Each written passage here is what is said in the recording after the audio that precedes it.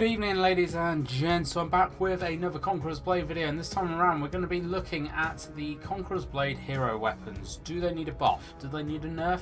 Do they need a rework? Or should they not be touched at all? Before we get into the video though, hit that subscribe button if you want to be kept up to date with the latest and greatest of Conquerors Blade. So then, we are currently in Season 10, and throughout the course of history of Conquerors Blade, we have had, obviously, weapons put into the game. We have had weapon buffs, weapon nerfs. We have actually had a couple weapon total reworks as well. So right now, in about 3 weeks into Season 10, I think we are, I am going to go through a tier list of what I think needs nerfing, buffing, reworking, or not touching at all. Now, these kind of lists do cause quite a bit of debate, sometimes a little bit more heated than I would like, but please do let me know whether you agree with me or even if you disagree with me down in the comments below. But please let me know your reasons why for either way, because this is what it's all about. It's a discussion about things. Things like this, lists like this are very, very subjective, because actually there will be some things that I think are absolutely fine, whereas you will think that that's totally not right and shouldn't be the case, vice versa as well. So it is a total subjective list. But having read a recent topic on Reddit which is actually discussing this actual subject, I seem to be in agreement with most people on there. Most people on there are actually pretty good as well, and they've actually given reasons for their choices. There were a few people that, as you can probably imagine, didn't, but most people on that Reddit chat have actually given good reasons and really valid reasons, to be honest, for some of their choices. So I'm just going to work through the list of icons I've got here, which you can see right now. We're going to move left to right. Okay, if I do feel that your weapon in particular needs a nerf or a change or whatever, please don't take it personally. It is just how I currently see that weapon in the game at this current point of time, and it may have changed since a few seasons ago, so that's how quick stuff changes in this game. So we're going to start off with the short sword. The short sword is the primary, I would say, tank kind of damage absorbing class of the game. I personally feel that actually the short sword does fall into the no change category. The reason why I think this is because actually the damage output from the short sword isn't great. Yes, its ultimate of belly flopping and knocking stuff down is very, very good, but I think other than that, and the fact that it can just take a lot of damage and soak up a lot of damage, there isn't actually anything else that kind of sells the weapon in particular to everything else. So I think actually it is quite a balanced weapon. I don't feel it needs any kind of change or rework or anything at all. I think if it did, then actually it probably would cause more upset than what it currently is. Moving on to the Pike. The Pike is the most recent weapon brought into the game in Season 8, and actually it is a very powerful weapon when used properly and when used by someone that is actually very skilled in it. Learns the combos, knows the combos, know when to use each part of the combo as well. And for that, I would say, again, I may get a little bit of hate for this, but actually I would put the Pike currently in the no change category, because you have to be good at Pike to be able to play Pike efficiently. It's not one of those weapons you can literally just pick up and play. You need to spend time learning how to play Pike properly, and I know quite a few people are calling for a nerf of the Pike. However, I think with its recent changes in the last season and just the sheer fact of you've got to spend a lot of time to actually learn this weapon properly, I don't think this weapon needs changing currently, much like the short sword. Moving on to the longbow. Now straight away I'm going to tell you both the bows, short bow and long bow, so I'm going to cover both of these at once. I believe they both need a buff. You never ever see them, and I think actually it's a real shame that the short bow and the long bow are just not well used nowadays, and nowhere near in comparison to what a couple of seasons ago. I think they both have potential, I think they both have usability, and I think they both have their kind of usefulness in certain situations, and it's a real shame that they seem to have been hit in the last couple of seasons with some really weird nerfs, and they just don't seem to be able to stack up against much else, to be honest, which is a real shame. I would love to see more bow players actually out in the game. I personally don't like playing it, so I'm not saying buff them because I want to play them, because I still won't play them even if you buff them. But I think actually just to kind of refine that balance of weapons in the game, both the bow classes need a buff of some sort. Dual Blade. Dual Blade is again a very skilled weapon. You need to know how to play this, you need to know when to actually go into a fight, when to come out of a fight, how your abilities work and everything like that. I think personally that the Dual Blade, it falls into the no change category. Again, much like the Pike, you need to spend time playing this thing, and I don't think it's OP in comparison to any other kind of weapon. Yes, the CC abilities and everything of the Dual Blade are freaking annoying, man. Freaking annoying, I tell you, really annoying. But I think actually Dual Blade is in a very, very good spot currently, because it does not, like, again, you can't just jump onto that class and play it and just score thousands of kills. You need to learn how to actually play it, because you are very, very squishy as a Dual Blade, and if you get caught out, you are going down pretty damn quick. The Musket. So I think the Musket is very dependent on how you actually play it. I have been playing it fairly recently on my stream, and up until my last stream I would have said Musket needed a buff, like, badly. However, I think personally the Musket falls into the no change category only if you are playing it with the kind of bomb kind of build.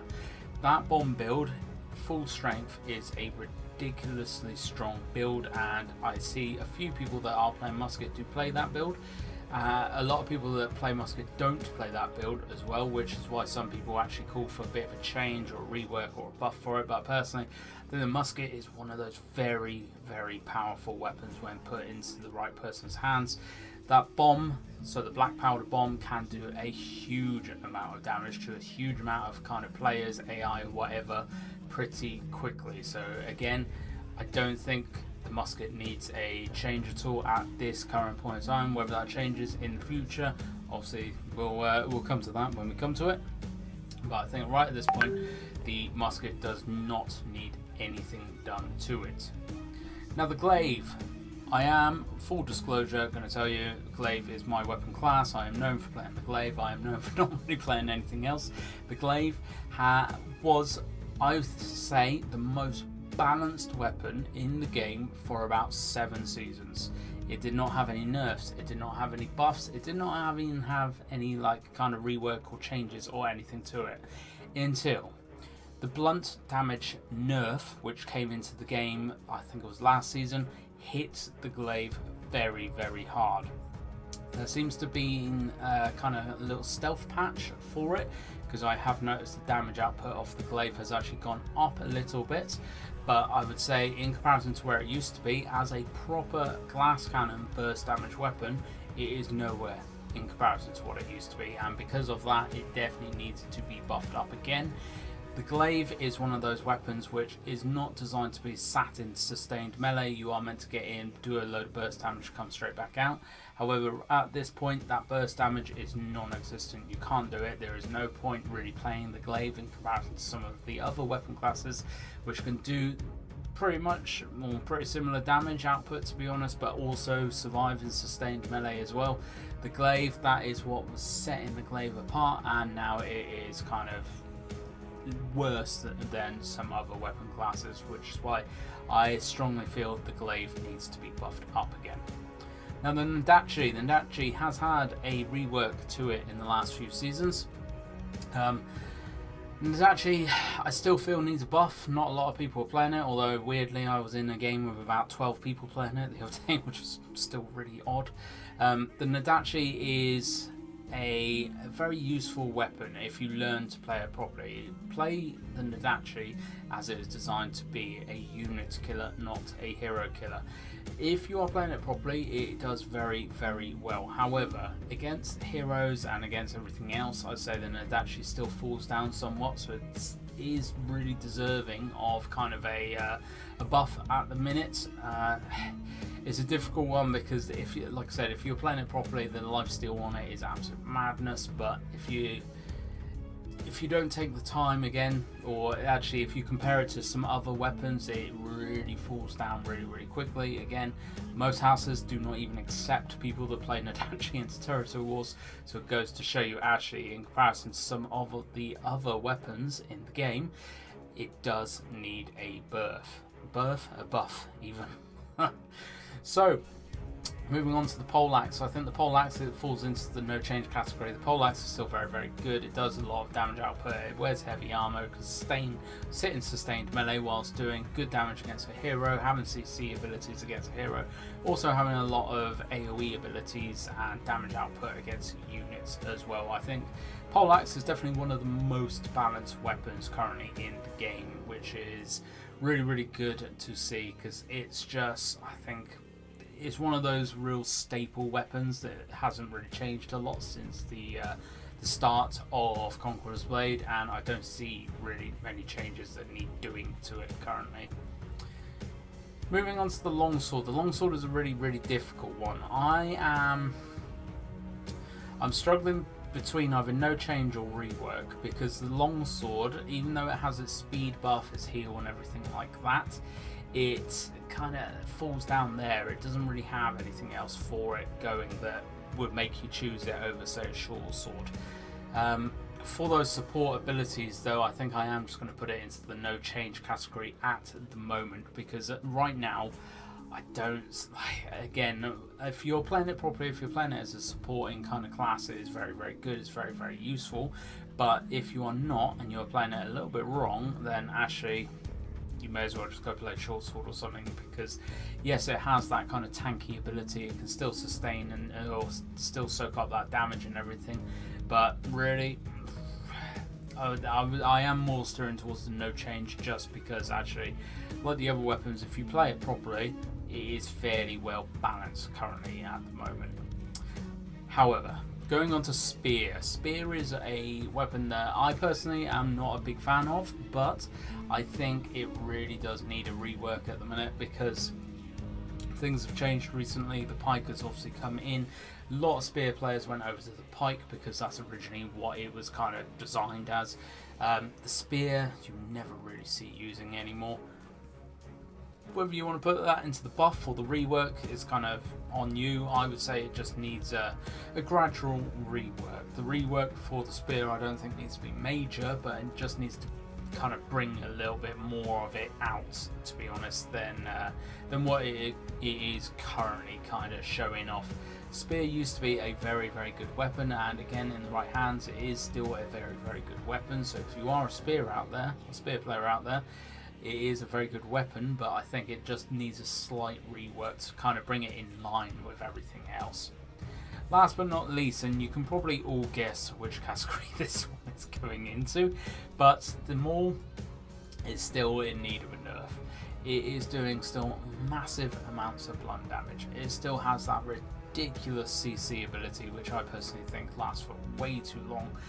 The Maul needs to be nerfed even more. Not a real major nerf, but it just needs those kind of balance issues to be kind of looked at again, looked at in comparison to some of the other weapons, and actually, yeah, this Maul's still not right. There are way too many people playing it, and there are way too many people playing it because it is still somewhat OP in comparison to all of the other weapon classes.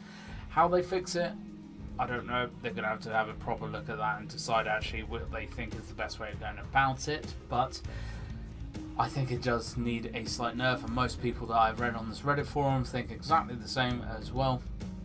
It just needs that slight nerf to bring it into line with everything else. So those are my choices right there on the tier list maker. Please do let me know whether you agree with them, whether you disagree with them. Just let me know your reasons why down below, and please, for the love of God, write some decent reasons, not just because you like the weapon. Actually give me some proper reasons why you disagree with me or you agree with me. Either way, it is a discussion. Let's get it going, and let's actually try and start pushing through some of our suggestions and ideas so the devs can hopefully hear them and may even work on them as well. Thank you very much for watching though, folks. I hope you've enjoyed this one. I do enjoy putting a thumbnail. I do enjoy putting together these tier list makers. God, I've really lost it tonight. If you want to see more of these kinds of videos, whether it be about kind of units or maps or whatever, then please do let me know. If you haven't already, please hit that follow button, sub button, all that lovely fan-dooby-tastic stuff, and I hope to catch you out on the battlefield.